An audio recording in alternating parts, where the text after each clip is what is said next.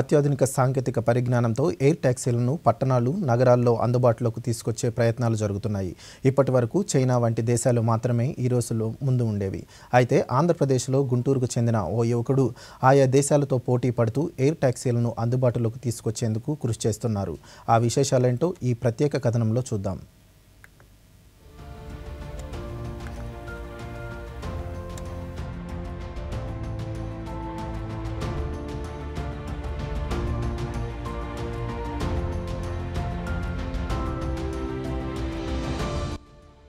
ప్రపంచవ్యాప్తంగా అందరి దృష్టిని ఆకర్షిస్తున్నాయి ఎయిర్ టాక్సీలు. మనం క్యాబ్లు బుక్ చేసుకున్నట్లే ఆకాశంలో విమానాలు కూడా బుక్ చేసుకోవడానికి వీలుపడే ఈ సౌకర్యం కేంద్ర ప్రభుత్వం రూపొందించిన ఉడాన్ పథకంతో సాధ్యమైంది. ఎయిర్ టాక్సీలో ప్రయాణం వాస్తవ రూపం దాల్చే రోజు ఎంతో దూరంలో లేదని ప్రధానమంత్రి నరేంద్ర మోదీ సైతం ప్రకటించారు. आप सभी वर्टिपोर्ट जैसे इनोवेशन से भी परिचित हैं। ये एयर ट्रांसपोर्ट का एक ऐसा मॉडल है जो शहरों में ईज ऑफ ट्रैवल को बढ़ाने लगा है। हम भारत को एडवांस एयर मोबिलिटी के लिए भी तैयार कर रहे हैं। वो दिन दूर नहीं जब एयर टैक्सी में सफर एक सच्चाई बन जाएगी और सामान्य बन जाने की संभावना भी है। ట్రాఫిక్తో సతమతమవుతున్న నగరాల్లో ఎయిర్ టాక్సీలను అందుబాటులోకి తీసుకొస్తే ఉపయోగకరమని కేంద్ర ప్రభుత్వం భావిస్తున్న తరుణంలో దీనిపై అధ్యయనం చేశారు గుంటూరు జిల్లాకు చెందిన అభిరామ్ చావా.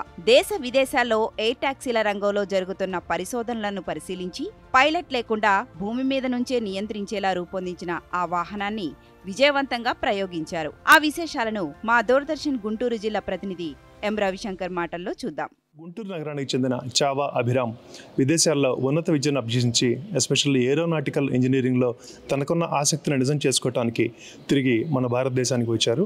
గుంటూరులో ఏదైతే ఇండస్ట్రియల్ ఎస్టేట్ ఉందో నల్లచెరువులో ఇప్పుడు మనం ఉన్నాము ఆయన వర్క్షాప్లో. ఈ వర్క్షాప్లో తయారు చేస్తున్న ఈ తాజా వాహనం ఏదైతే ఉందో ఉన్న దూరాలను బాగా తగ్గించడానికి, రవాణా సమయాన్ని తగ్గించడానికి మన స్థానికంగా కనుక చూసుకుంటే గుంటూరు నుండి గన్నవరం ఎయిర్పోర్ట్ ఏదైతే ఉందో అది సుమారుగా ఇప్పుడు 2.5-3 గంటలు పట్టే అవకాశం ఉంటుంది. అట్లాంటి వాటిని తగ్గించడానికి నేరుగా కేవలం హాఫ్ అన్ అవర్ లోపే ట్రాఫిక్ సమస్యలను అధిగమిస్తూ అక్కడికి చేరడానికి కూడా ఒక వాహనాన్ని ఆయన తయారు చేస్తున్నారు. మంగళగిరిలో జరిగిన ఇంటర్నేషనల్ డ్రోన్ సమ్మిట్లో మన రాష్ట్రం దేశం మొత్తం దృష్టిని కూడా ఎంతో ఆకర్షించడం జరిగింది. విపత్కర పరిస్థితుల్లో డ్రోన్ల యూసేజ్లో కూడా తాజాగా జరిగిన విజయవాడ వరదల్లో మనం దేశంలోనే మొదటి స్థానంలో నిలిచామని చెప్పి కేంద్ర ప్రభుత్వం కూడా కితాబు ఇచ్చింది. ఇట్లాంటి వాహనాలు కనుక మనకు అందుబాటులో వస్తే అట్లాగే వరదల్లో చిక్కుకుపోయిన మనుషులను కూడా కాపాడడానికి ఈ వాహనాలు ఎంతో ఉపయోగపడతాయని కూడా చెప్పవచ్చు. పైలట్ లేని ఈ వాహనాలను డీజీసీఏ అనుమతించదు కాబట్టి పైలట్ కూడా ఉండేలా 2 సీట్లు, 3 సీట్లతో ఎయిర్ టాక్సీలు తయారు చేస్తున్నారు. పూర్తిగా దేశీయ పరిజ్ఞానంతోనే ప్రాజెక్టులు చేస్తున్నారు. ఎయిర్పోర్ట్ నుంచి సిటీ లోపలికి రావడానికి లేదు సిటీలో ఒక ప్లేస్ నుంచి ఒక ప్లేస్కి వెళ్ళడానికి యూజ్ అవుతుంది.